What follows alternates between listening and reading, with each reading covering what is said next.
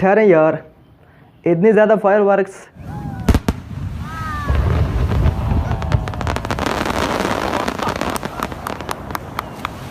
अस्सलाम वालेकुम व्यूअर्स, उम्मीद है कि आप लोग सेहत और ईमान की मुकम्मल हालत में होंगे।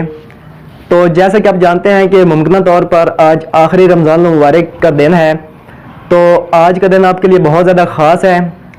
तो अल्लाह ताला रमज़ान मुबारक में, पूरे रमज़ान मुबारक में जितने लोगों को जहन्नम की आग से आज़ाद फरमाता है, आज के दिन में और आज की रात में अल्लाह ताला उतने ही लोगों को जहन्नम की आग से आज़ाद फरमाएगा।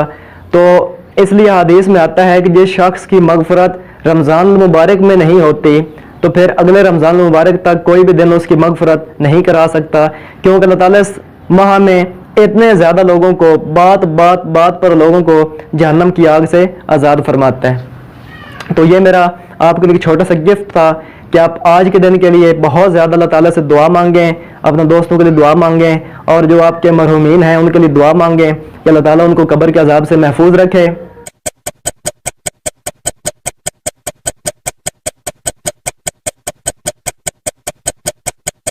तो उसके अलावा हो सकता है कि शायद हम अगले 3-4 दिन में कोई वीडियो अपलोड ना कर पाते ईद की वजह से।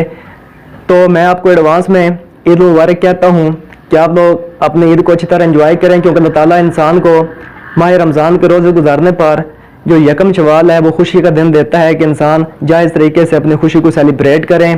तो आप लोग भी अच्छे तरीके से सेलिब्रेट करें। और हाँ, उस सेलिब्रेशन में आप लोग, जो रिसेंटली एक एक्सीडेंट हुआ है, एक हादसा हुआ है, उसमें जो शहदा हैं उनके लिए आप लोग दुआ करें। इसके अलावा जो आपके आसपास गरीब लोग हैं उनकी मदद करें, उनको अपने साथ ईद की खुशियों में शामिल करें, क्योंकि असल इंसान की जो खुशी है वो दूसरों की मदद करके ही होती है। तो मौला अली अलैहिस्सलाम फरमाते हैं कि इंसान का हर वो दिन ईद होता है जिस दिन वो कोई गुनाह न करे या जिस दिन वो अपने रब को नाराज़ न करे। तो अल्लाह ताला से दुआ है कि अल्लाह ताला आपकी ज़िंदगी में हर वो दिन लाए जिस दिन आप अल्लाह ताला को नाराज़ न करें, और आप उस दिन को हकीकी मानों में ईद का दिन बनाएं। तो नेक्स्ट वीडियोस तक के लिए अपने भाई आफ्ताब हैदर को दीजिए इजाज़त। अपना बहुत सारा ख्याल रखिएगा। अल्लाह हाफिज़।